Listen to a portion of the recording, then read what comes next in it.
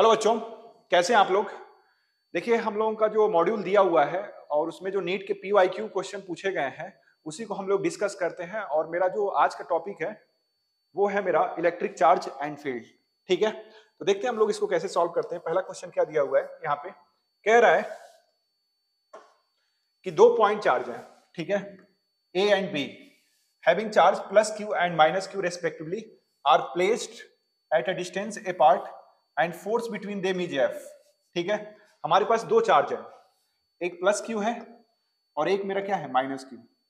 ठीक, और उनके बीच का दूरी मान लेते हैं डी है। ठीक, तो इनके बीच में जो फोर्स लग रहा है ना, ये दूसरे को आपस में अट्रैक्ट करेंगे। ठीक, तो यहां पे जो फोर्स लग रहा है वो लगेगा के क्यू माइनस क्यू और ये क्या हो जाएगा, डी का स्क्वायर। ठीक है, तो फोर्स मेरा कितना आ जाएगा, minus K Q square upon D square. Minus हमें बता रहा है कि इनके बीच में जो फोर्स लग रहा है वो क्या लग रहा है, अट्रैक्टिव फोर्स लग रहा है। ठीक है, अब और ये किसके बराबर है, एफ के बराबर है। कह रहा है if 25% of charge of A is transfer to B, कह रहा है इसमें से 25% चार्ज जो है इसके पास चला गया। तो देखिए ये मेरा केस फर्स्ट हो गया। ठीक है, केस सेकंड देखते हैं इसका। केस सेकंड में बोल रहा है कि इसका 25% यानी इस क्यू का क्या है 25%, तो क्यू का 25% अगर हम देखेंगे तो ये क्यू है और उसका 25% अगर हम देखेंगे तो ये हो जाएगा 4, तो ये हो जाएगा क्यू बाई 4। ठीक है, ये 25% हुआ।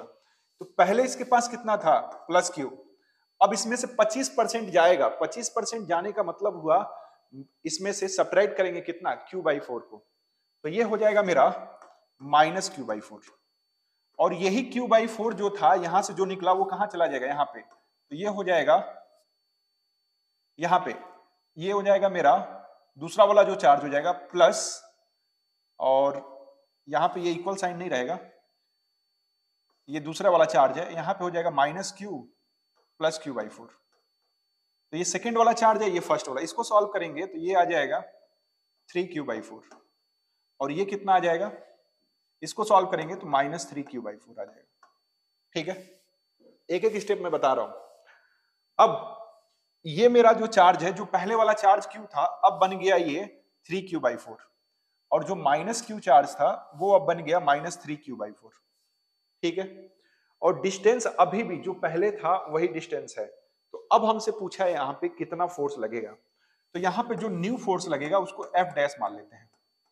एफ डैश हो जाएगा मेरा के, और यहाँ पे जो चार्ज बना 3 क्यू बाई 4 और ये हो जाएगा मेरा माइनस 3 क्यू बाई 4, और इनके बीच का जो डिस्टेंस है वो क्या है, डी का स्क्वायर। ठीक, तो अब इसको अगर सॉल्व करेंगे तो ये हो जाएगा एफ डैश, ये माइनस हो जाएगा 3 3 जा 9 और 4 4 जा 16, 9 बाई 16, और ये हो जाएगा मेरा के Q square upon D square. यहां पे minus K Q square D square को एफ बोल सकते हैं, तो ये हो जाएगा F dash is equal to 9 by 16, और इस पूरे को इसको और ये पूरा ये मेरा एफ हो जाएगा, तो ये एफ हो गया। तो एफ नया वाला जो फोर्स आया वो क्या आया, 9 बाई 16 एफ, तो आंसर क्या हो जाएगा, सी। ठीक है, तो इसका आंसर सी हो जाएगा। आते हैं नेक्स्ट क्वेश्चन पे। नेक्स्ट क्वेश्चन हमें क्या दिया हुआ है यहां पे, कह रहा है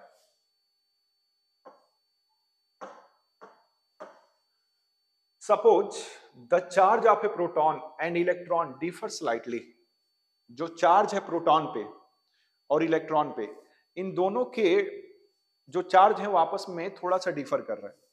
ठीक है, one of them is minus E, ये जो इलेक्ट्रॉन है उसका जो चार्ज है, इलेक्ट्रॉन पे जो चार्ज है वो माइनस ई है, और जो प्रोटॉन पे चार्ज है वो कितना है, ई प्लस डेल्टा ई। माइनस था तो हमने इलेक्ट्रॉन पे ले लिया, प्रोटॉन पे कितना है, E plus delta E. If the net electrostatic force, net electrostatic force और gravitational force between two hydrogen atom, यहां पे किसकी बात की जा रही है? हाइड्रोजन एटम की। तो हाइड्रोजन एटम में एक प्रोटॉन और एक इलेक्ट्रॉन होता है, ठीक है, और उसको सेपरेट किया गया दो हाइड्रोजन एटम को कितने डिस्टेंस पे? डी पे। तो नेट फोर्स इनके बीच में कितना दिया? Apart is zero, then delta E is the order of. तो हमें डेल्टा ई का ऑर्डर बताना है। अगर हम देखें सबसे पहले, तो प्रोटॉन में मेरे क्या होते हैं? एक इलेक्ट्रॉन। इसमें हाइड्रोजन में क्या होता है? हाइड्रोजन एटम में एक प्रोटॉन और एक इलेक्ट्रॉन, ठीक है। तो अगर हम यहां पे लिखें तो charge on one proton, one hydrogen atom,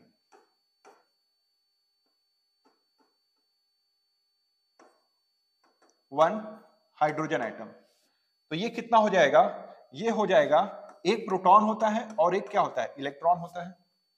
एक प्रोटॉन, प्रोटॉन को हमने माना है E प्लस डेल्टा ई, और एक इलेक्ट्रॉन है तो ये माइनस में लिख लीजिए। तो ये हो जाएगा माइनस, और इलेक्ट्रॉन को क्या हो जाएगा? E लिख लेंगे, माइनस ई, ठीक है। तो ये कितना हो जाएगा?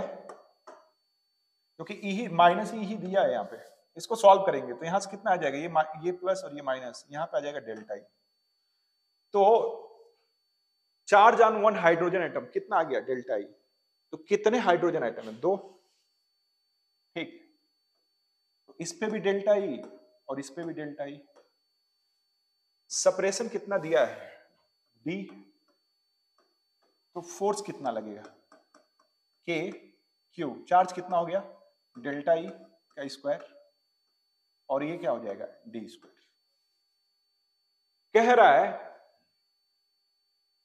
दोनों के बीच में जो इलेक्ट्रोस्टैटिक फोर्स है और ग्रेविटेशनल फोर्स, जो नेट फोर्स है वो क्या है? जीरो है, ठीक है। नेट फोर्स अगर जीरो है तो ये कौन सा फोर्स आया? Electrostatic force. तो हम नेट फोर्स अगर जीरो बोल रहे हैं, एफ ई और F G equal to gravitational force, दोनों नेट फोर्स क्या हो गया? जीरो। तो हम बोल सकते हैं एफ ई किसके बराबर हो जाएगा? एफ जी के, ठीक है। एफ ई कितना हो जाएगा यहाँ पे? के डेल्टा ई का square D square is equal to, gravitational force में दो मास के बीच में जो फार्मूला लगता है, ठीक है, वो कितना लगता है? तो क्या होता है? G m1 m2 upon R square. दोनों प्रोटॉन है, दोनों हाइड्रोजन एटम है, तो मास m मान लेते हैं दोनों का। तो इसको हम लोग लिख सकते हैं जी, और मास ऑफ हाइड्रोजन एटम हमें दिया हुआ है यहाँ पे कितना? 1.67 into 10 to power minus 27 kg। तो दोनों का मास m हो गया, तो जी एम स्क्वायर अपॉन उनके बीच का डिस्टेंस डी स्क्वायर, ये चला जाएगा। तो अगर हम इसको सॉल्व करेंगे तो यहां से आएगा डेल्टा ई, और डेल्टा ई का क्या हो जाएगा यहाँ पे? स्क्वायर। ये हो जाएगा जी एम स्क्वायर अपॉन के, ठीक है। अब यहां पे अगर हम सॉल्व करेंगे तो ये हो जाएगा डेल्टा ई को लिख सकते हैं हम लोग under root G M square by K, ठीक। आपको सबका वैल्यू पुट करना है, तो ये हो जाएगा मेरा 6.67 into 10 to power minus 11, capital G की वैल्यू हो गई। मास ऑफ हाइड्रोजन एटम कितना दिया है?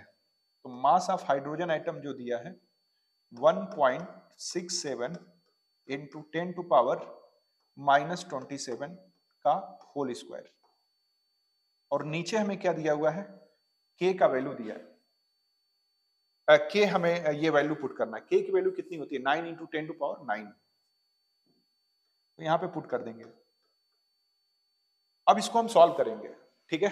हम इसको क्या करेंगे?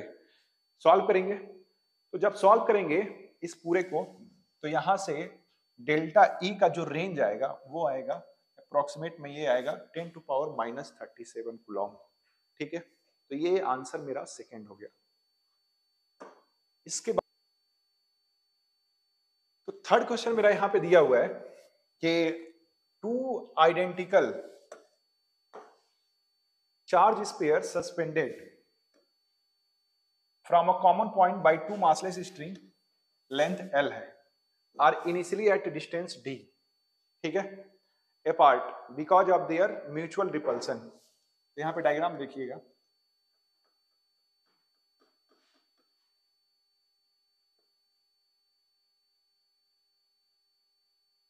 ठीक है, इनके बीच का इनिशियल, ये लेंथ L है, इनके बीच का इनिशियल सेपरेशन हमें कितना दिया है, D, ठीक, और यहां से ये जो एंगल है थीटा वो भी ये भी है, यहां पे टेंशन लग रहा होगा, ठीक, तो इसका दो कंपोनेंट होगा, एक इधर एक इधर, ये थीटा है, ठीक है, तो अगर हम इसको देखें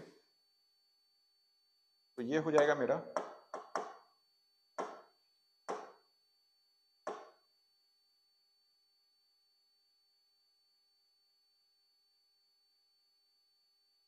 इसको बनाते हैं, ये देखिए ये हो जाएगा मेरा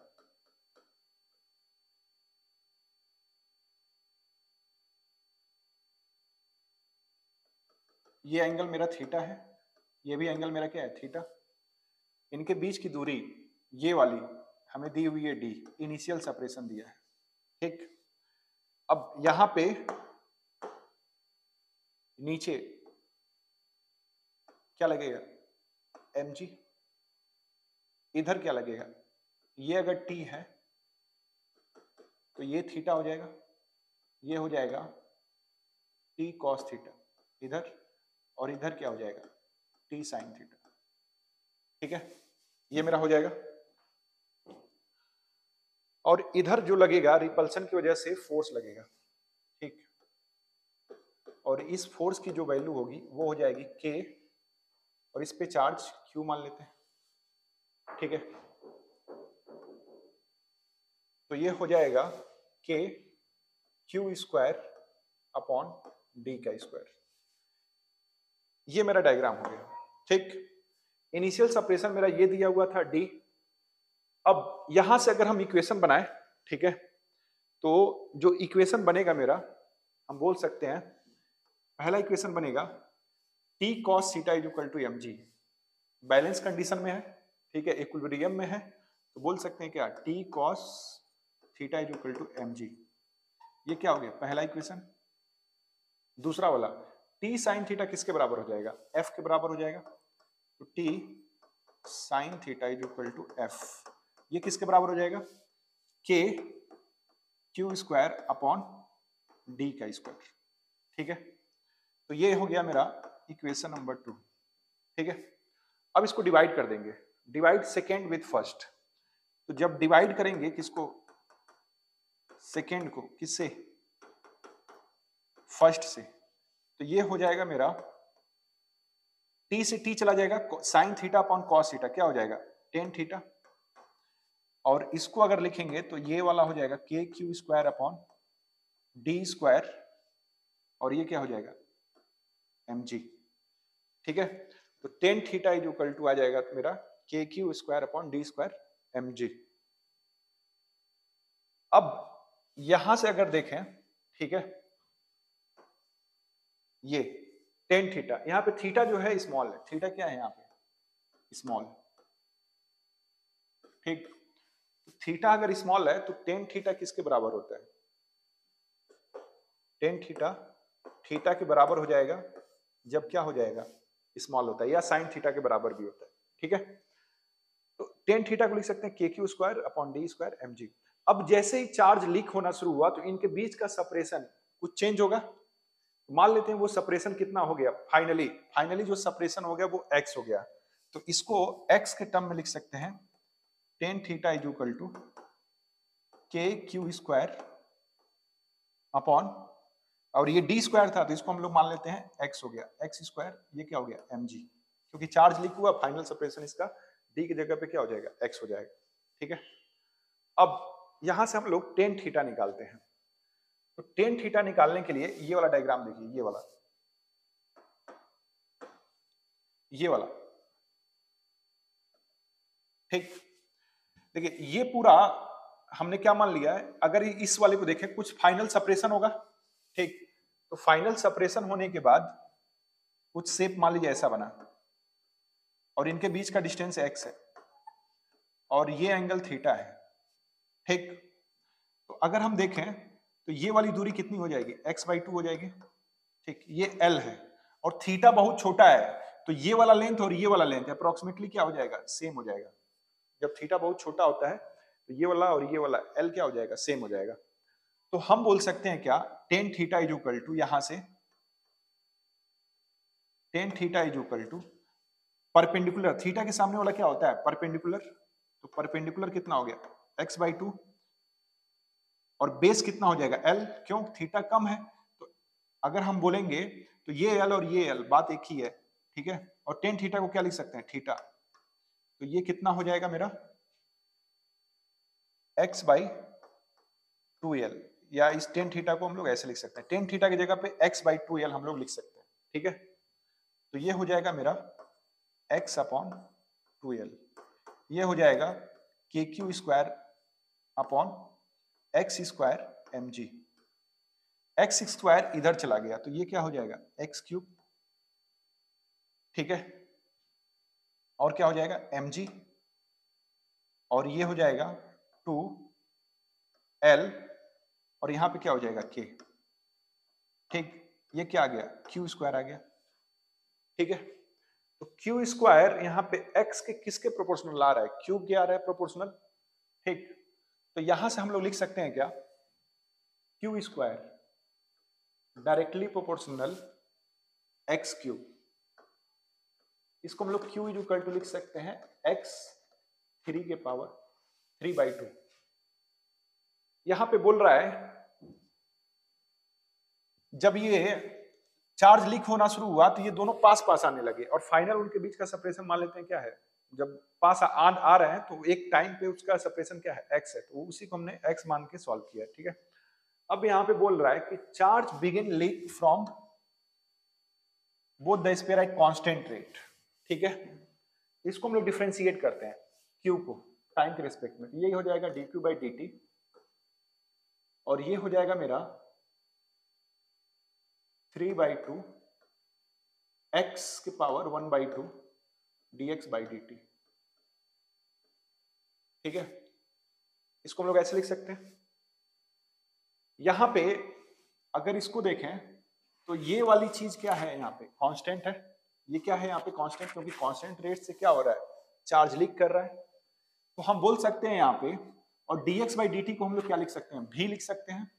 तो लिख सकते हैं कांस्टेंट इज इक्वल टू लगा देते हैं अप्रोक्सीमेट में, ये डायरेक्टली है, ये कांस्टेंट हो गया और ये किसके बराबर हो गया, ये हो गया मेरा किसका, x के पावर 1/2, और dx/dt को भी लिख सकते हैं।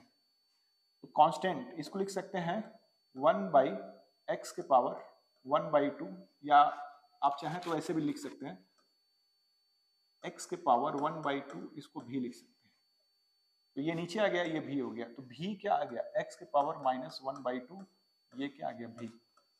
आंसर मेरा क्या हो जाएगा, ए वाला हो जाएगा, भी डायरेक्टली प्रोपोर्शनल x के पावर -1/2, ठीक है। आते हैं नेक्स्ट क्वेश्चन पे,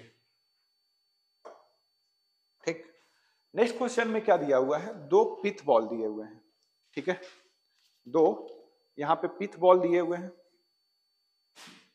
carrying equal charges are suspended from a common point, ये हमें डायग्राम दिया हुआ है, ठीक है। इसको बनाते हैं।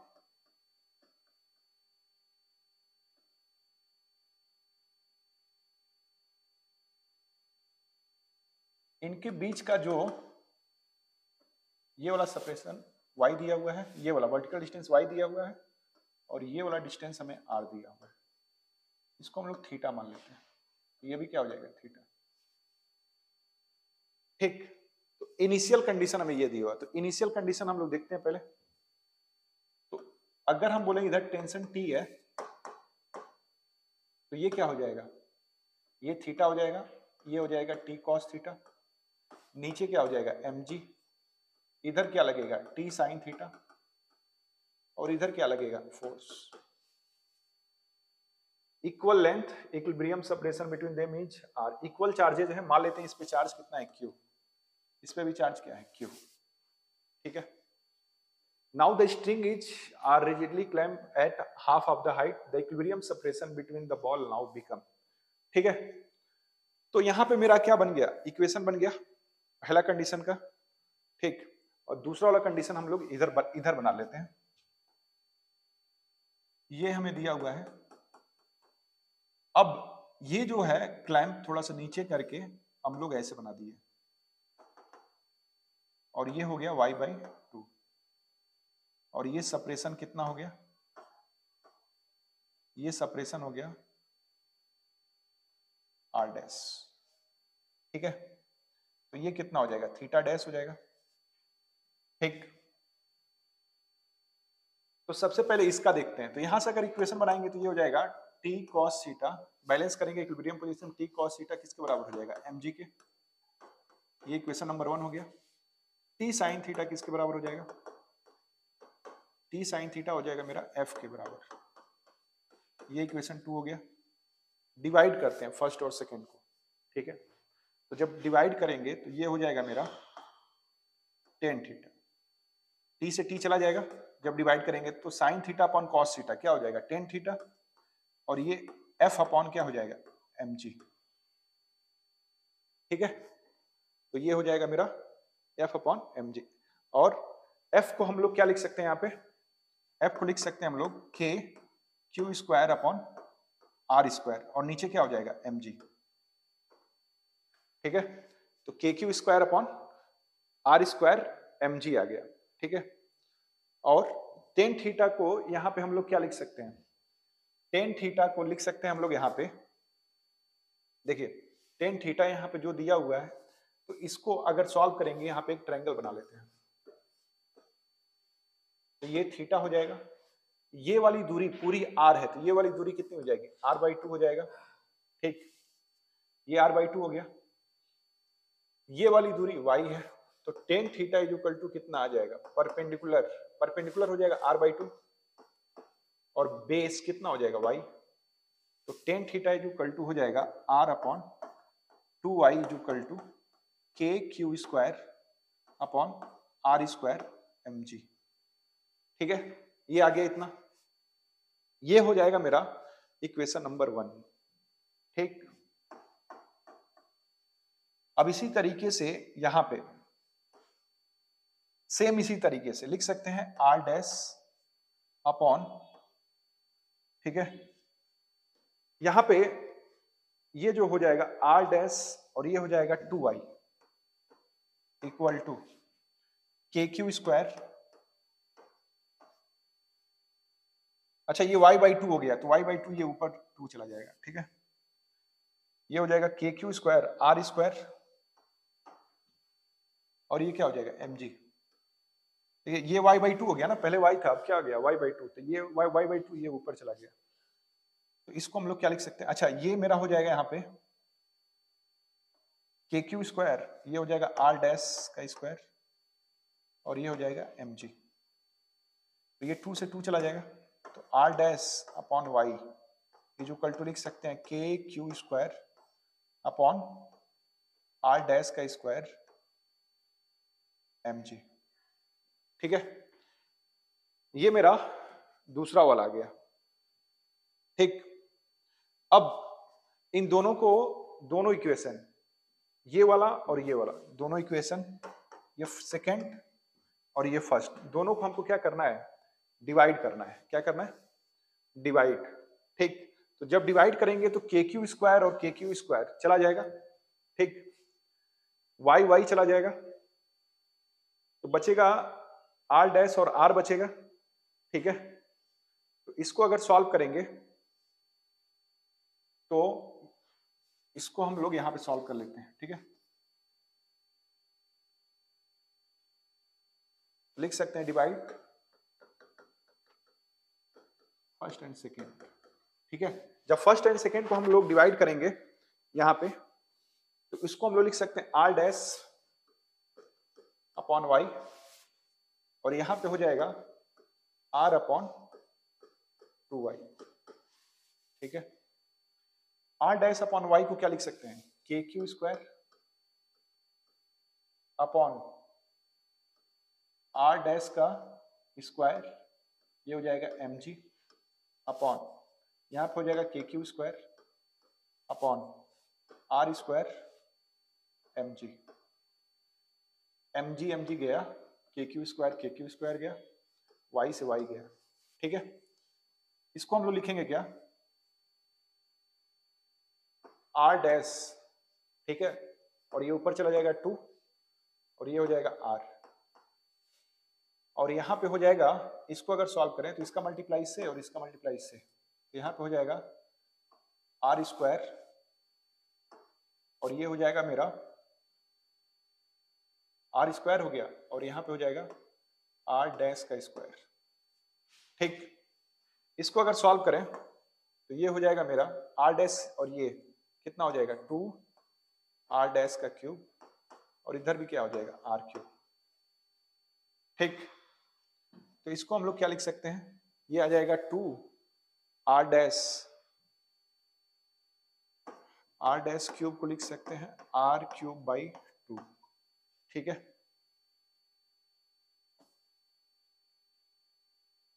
ठीक, अब अगर हम इसको देखें तो दोनों तरफ 1/3 से मल्टीप्लाई कर दीजिए, दोनों तरफ क्या करें 1/3 से मल्टीप्लाई करें, तो 1/3 से मल्टीप्लाई करेंगे तो ये हो जाएगा 3 इंटू 1/3 और ये हो जाएगा r क्यूब अपॉन 2 के पावर 1/3।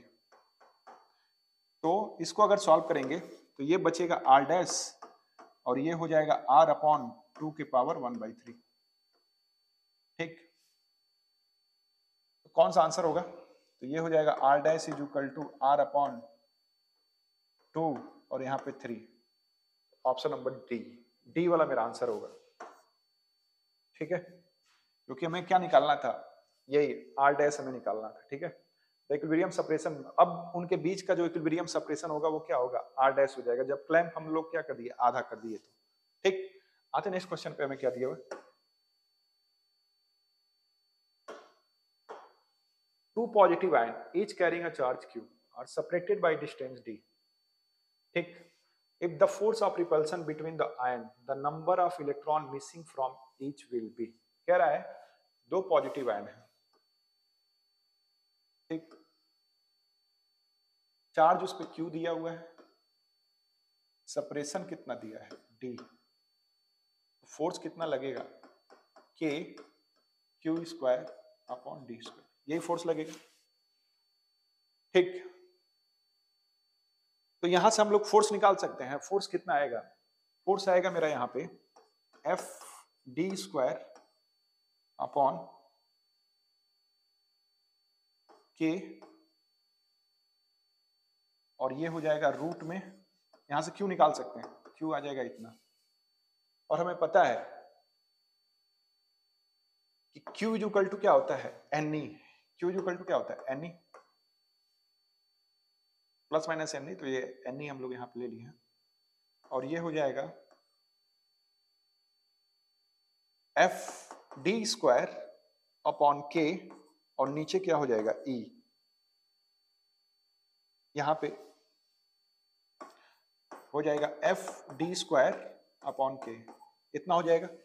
इसको हम लोग लिख सकते हैं एफ डी स्क्वायर अपॉन के और नीचे क्या हो जाएगा एन ई और ये हो जाएगा एन, तो एन की वैल्यू हमें निकालनी है, तो ये इसको अगर सॉल्व करेंगे तो ई को अगर रूट में ले जाना तो क्या हो जाएगा ई स्क्वायर हो जाएगा, और के की वैल्यू क्या होती है 1/4 पाई एप्सिलॉन नॉट, तो इस के को लिख सकते हैं 4 pi epsilon not F d square और ये हो जाएगा मेरा के को हमने लिख ही दिया 4 पाई और ये जब रूट में ले जाएंगे तो ई स्क्वायर, तो ये हो जाएगी एन की वैल्यू, तो ये हो जाएगा 4 pi epsilon not F d square E square, C वाला आंसर होगा, ठीक है। इसका आंसर 5 का क्या होगा सी। आते हैं नेक्स्ट क्वेश्चन पे। नेक्स्ट क्वेश्चन हमें क्या दिया हुआ है, when air is replaced by dielectric medium by constant के, the maximum force of attraction between two charges separated by a distance. देखिए सभी के सभी क्वेश्चन क्या है PYQ वाले हैं, यानी जितने भी क्वेश्चन आप लोगों के बुकलेट में नीट में जितने भी पूछे क्वेश्चन है उसी का हम लोग सीरीज ये देख रहे हैं, ठीक है, स्टार्ट किए हैं। तो यहाँ पे जो चार्ज, जो एयर है वो रिप्लेस हो गया किससे, डाइलेक्ट्रिक मीडियम से। तो जब एयर रिप्लेस हो जाता है किससे, किसी भी डाइलेक्ट्रिक मीडियम से, तो जो फोर्स होता है वो चेंज हो जाता है। और फोर्स, जो नया वाला जो फोर्स आता है ना, वो पुराने वाले फोर्स के के टाइम 1/k टाइम्स हो जाएगा। ये पहले वाला फोर्स मान लीजिए F0 था, तो ये कितना हो जाएगा, F0/k हो जाएगा, ये नया वाला फोर्स, ठीक है। तो पुराने वाले फोर्स से k टाइम्स क्या हो जाएगा, डिक्रीज हो जाएगा, तो डिक्रीज बाय k टाइम्स। इसका आंसर क्या होगा, C, ठीक है। तो आज के लिए इतना ही, थैंक यू।